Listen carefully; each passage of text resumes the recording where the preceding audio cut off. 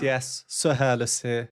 Today we have a new artist to the channel, one who's been requested many times since I first started the channel. I know nothing about them. This is Morissette Amon, but I think most people just call her Morissette. She is a Filipino singer. We've done a handful of Filipino artists before. You can find my previous reactions to them in the playlist up here. And Morissette will be singing a cover of the song Rise Up, originally by ATTRIBUTION. I didn't know this song, but I have just listened to it a few times to familiarize myself with it. I tell you what, there's a rather large range in this song, so it'll be interesting to see what Morissette does. Finally, this is a performance from the Wish bus. We've seen a couple of other performances from here too.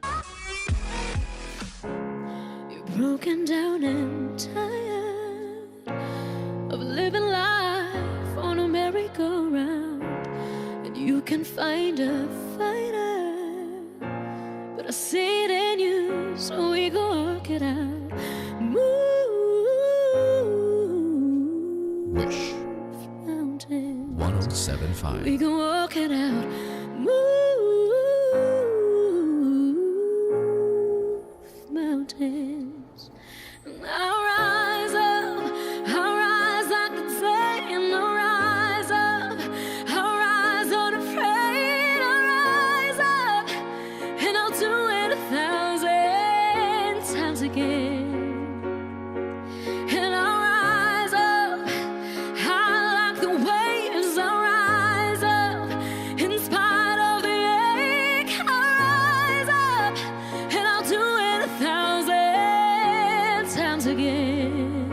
Powerful voice, really nice voice actually. You know how these are with copyright. It's not worth the risk of having my video taken down, so I'm going to do my first pause here. In the original song, right after this is, well, this is what happens.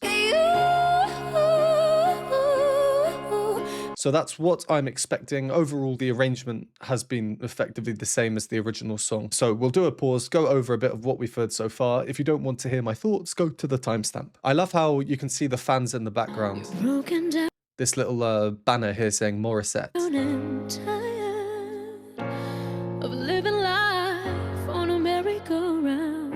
The fans in the background wasn't the case in the previous Wish Bus performances I've seen, so I wonder if people were told beforehand that she will be performing here. Is she perhaps more famous than some of the other Wish Bus artists? Let me know in the comments. Yeah, really great vocal control. If someone's recommending an artist this much, there's probably a reason why, so I just don't need to go on talking about her having a good voice. You can find a fighter.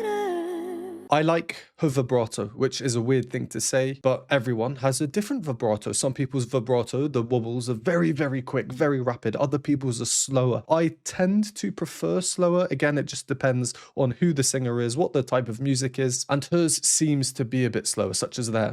And you can find a fighter, which complements the airy voice she's using really, really well. The airy voice, if you've seen my videos before, I love it. The softer moments in the song, and as we've seen a bit later on, let's skip ahead to that, we get a lot of power, high chest voice.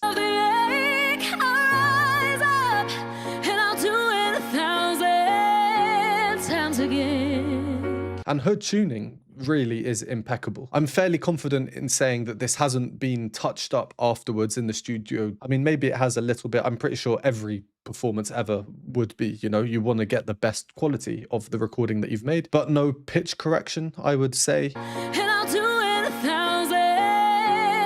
There on 1000, she starts the note with a straight tone and it's a bit under pitch, and then as the vibrato comes through, the note rises up perfectly in proper growth through the note. Yeah, really, really nice sound. Her style of singing, I think, is better suited to contemporary songs. I don't know if you agree or disagree with me on that. I don't know if she sings older music or newer music or her own songs or mostly covers, but there are certain types of voices that I personally feel are just better suited to different types of music. What I mean by that is this is quite a breathy sound she has at the starts of the phrases.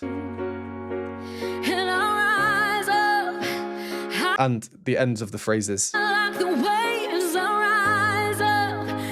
And a byproduct of that is this almost, not a broken sound or a gritty sound, but it's a something that points towards perhaps a bit of pain if we're thinking about the song from an emotional standpoint. If we listen to the lyrics of the song, and as the title suggests, Rise Up, it's about overcoming obstacles and pain. So yeah, curious to see what she does with the higher bits. Will her head voice be powerful? Will she use a blended voice? And just before we carry on, let's just talk about the arrangement. It seems she is using the backing music from the original song. There are some slight differences, but just to show you a comparison. You're broken down and tired of living life on a merry-go-round. And the original. Broken down and tired of living life on a merry. Simple chordal style. I mean, the original song is extremely simple. You don't need to be able to play the piano to play this song. You just remember the 4 chords that are used. Very standard 4-chord pattern used in thousands and thousands of songs. One example of a difference though, here the mark tree sound.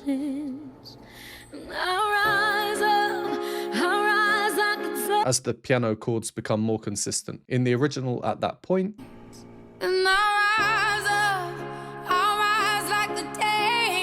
interestingly, in the original song, we have the same piano chord. The highest note is this. But in the original, it's the note underneath it that is the loudest sounding. So I wouldn't be surprised if it's essentially the same arrangement, but a different recording of it, rather than a complete rearrangement, if you will. I do like different arrangements. It shows creativity from the artist, putting your own stamp on it. In this case, we don't have that. So without all these other changes, our focus really is solely on Morissette's voice. She has a performance to give, so let's carry on.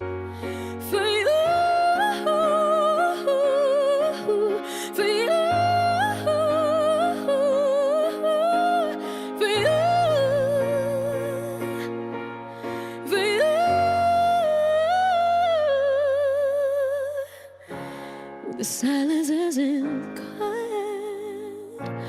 It feels like it's getting hard to breathe. And I know you feel like dying. And I promise we'll take the world to its feet. Move.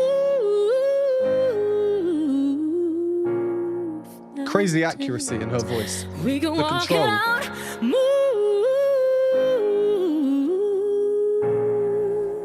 Mountains. And I'll rise up. I'll rise like the day. And I'll rise up. I'll rise unafraid. I'll rise up. And I'll do it 1,000 times again. For you. Yeah, crazy control, crazy accurate control, and the pitch, the tuning as well. Let's do a quick pause here. We'll carry on in just a moment. In addition to what I was saying before about the arrangement, now I think is actually the first time we've got any sort of percussion coming in, and that's with the hi-hat there before the piano, and the piano is technically a percussion instrument as well as a stringed instrument, really had the main rhythmic driving force keeping things moving by the repeated chords. The choir comes in now, which is a nice addition. We do get that in the original song too. I'll rise up, I'll rise like the day. I'll rise, I'll rise up, I'll rise like the day, and I'll rise up. And what I was saying about it perhaps being a different recording of the same arrangement, I'm not so sure now because the choir is the same sound. So I'll stop guessing as to how the backing track was created. It reminds me of Gabriel Henrique. I've done a number of videos on him. If you know him, you can find all of them in the playlist here. But he does a similar thing where he doesn't really rearrange the songs. He just covers with his voice over the same arrangement, backing track. So in that regard, there's not much to say about the arrangement. It's the same as the original song, pretty much. Morissette. Incredible voice. Here we have started to hear that head voice of hers. Such good breath control. The breath's coming in, breaking up the phrases, moving up, then to a lower high, then to a lower high again. She makes it look so easy. And the air and the slow vibrato, yeah. We'll hear a lot of that, I'm sure, so I'll stop going on about that.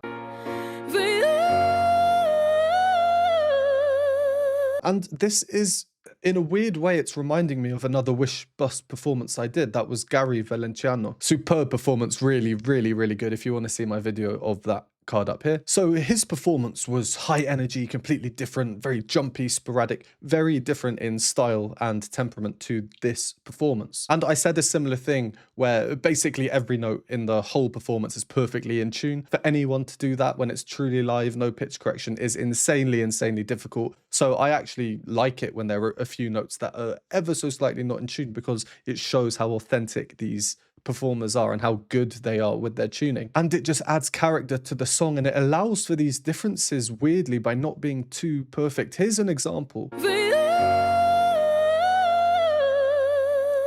So the vibrato brings up the pitch towards the end of the phrase, and she actually ends a bit above pitch. A lot of singers do this, and I really like it, to be honest. From a strictly theoretical standpoint, in terms of the frequencies, I suppose, it's a tiny bit above, but we can't tell. And even if we can, I like it. I prefer that actually to just having a like a jet perfectly in tune for the whole thing. And the start of the phrase was the opposite. It was a tiny bit under, which allows her to really grow into it. So all in all, from the few Wish Bust performances I've seen, I really, really like them. They are incredibly high standards. And I understand it seems a tiny bit controversial or contradictory saying this, but how you can tell how good these performers are, how good their tuning is from the 1 or 2 or 3 notes that aren't quite there. If anything is too perfect, too consistent, then as the saying goes, it's probably too good to be true. So yeah, really, really good voice. There's no point me saying that. She has a lot of fans. I've received many recommendations to do a video on her and to hear her sing. I can see why. Let's carry on. If you enjoy these videos or find them helpful, please consider supporting me. Patreon has a bunch of exclusive benefits, behind the scenes videos, additional reaction content, Q&A videos, and more. For a one-time donation, you can donate me a hot chocolate at the Buy Me a Coffee link, or become a YouTube member for these groovy emojis and membership badges. And a huge thank you to these lovely people on the screen now.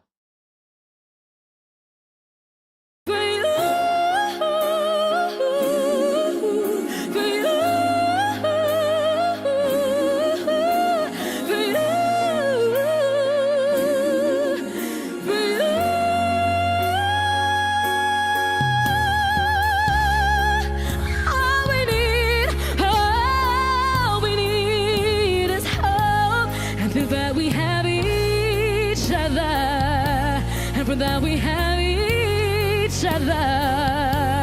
Oh. We will rise, we will rise, we will rise. Oh. We will rise, and I'll rise up. I'll rise like the day I'm rising, in spite of the egg. And I'll do it 1,000 times again. Oh, here we go, here we go. That little growl as well. Do it 1,000 times again. And the range she's covered here, Of the egg. she's going down to this F3 there. And she went up to, again with the vibrato bringing up the pitch to then finish on the note, this G sharp or A flat up here. So that's over 2 octaves that we've heard. That moment is, I think, one of the more surprising moments in the original song and also in this performance. As we've spoken before, it's the same arrangement, so very similar melody, the same structure. And I think it's useful to see how Morissette sings this compared to Andra in the original. Let's listen to this same moment. So I feel like Andra's voice in the original, her head voice is much more heady, if I can say that. Naturally, everything is a bit higher up. So the result of that is her true pitch is almost coming down onto the note. It's a bit above the notes. Whereas Morissette, I feel, seems to have a bit more of a powerful voice. Things in general are a bit lower down, so her head voice doesn't seem quite as heady. So it's not as high, so she's a tiny bit under the note here. which really allows for that rich vibrato at the end to just bring everything up. Really interesting, I think, in seeing how these subtle nuances in differences between two voices can result in a very similar sound, but it's also quite different at the same time. One thing I liked about the arrangement in Morissette's version here, again, it's the same as the original, but it's the bass part. All we need. Very subtle, it doesn't jump out at you, but here,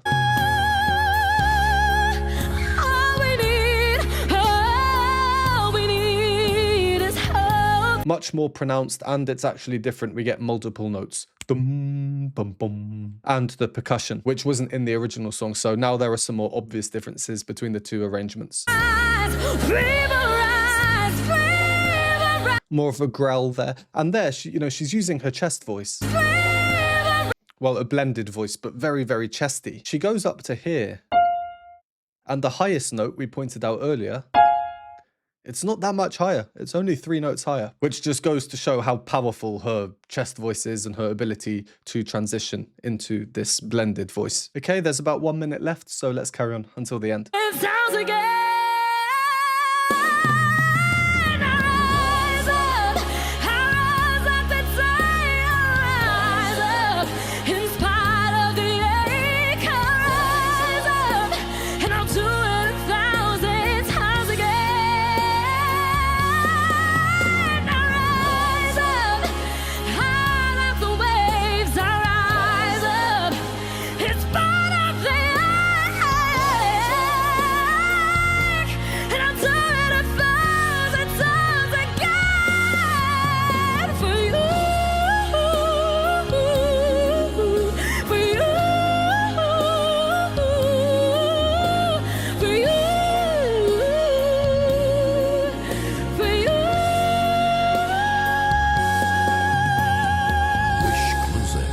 Wish 1075.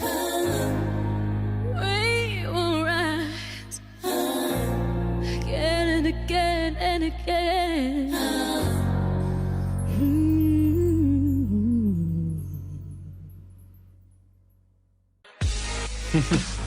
Finishing.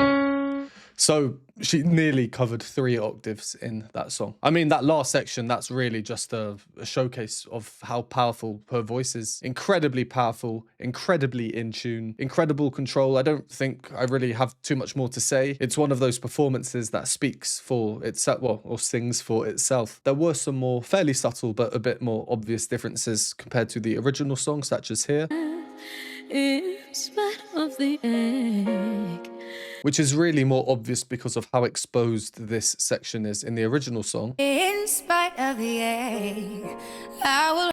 We have the descending piano instead of here with Morissette moving up and down. They're different. How does it affect the music? Well, there's no answer to that really. It just depends on which you prefer and how these differences make you feel. If you even notice them or not, if it has any impact on the rest of the music. Another obvious one was just after that here.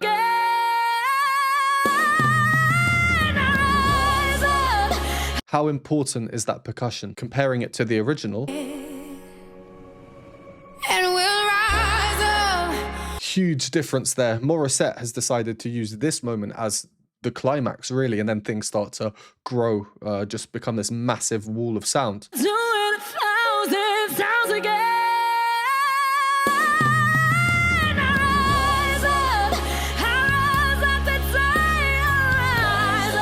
Can everyone outside the Wish Bus hear this performance live or not? Are they just watching her? I was trying to watch some of them and it seems like maybe they can't hear, but I'm not sure. Yeah, I don't really have much more to say. Just powerful performance, incredible voice control, incredible tuning. I will just reiterate the performances I've seen on this Wish Bus so far. They've all been really, really good. I always feel weird when I say stuff like that because they're professional artists, right? We should almost expect them to be amazing. I'm just some random guy sitting here. Like, who am I to say, oh, they're really good? But I'm just giving my initial thoughts to this. It's my first time hearing Morissette. What a voice. And in future performances, I'd be curious to see if her arrangements, when she does a cover song, do change from the original much. I do like seeing when a song has been rearranged. So if you want to see more Morissette on this channel, comment down below which performances you'd like me to do. If you enjoyed or found this useful, make sure to give the video a like, subscribe if you haven't, and I will see you next time.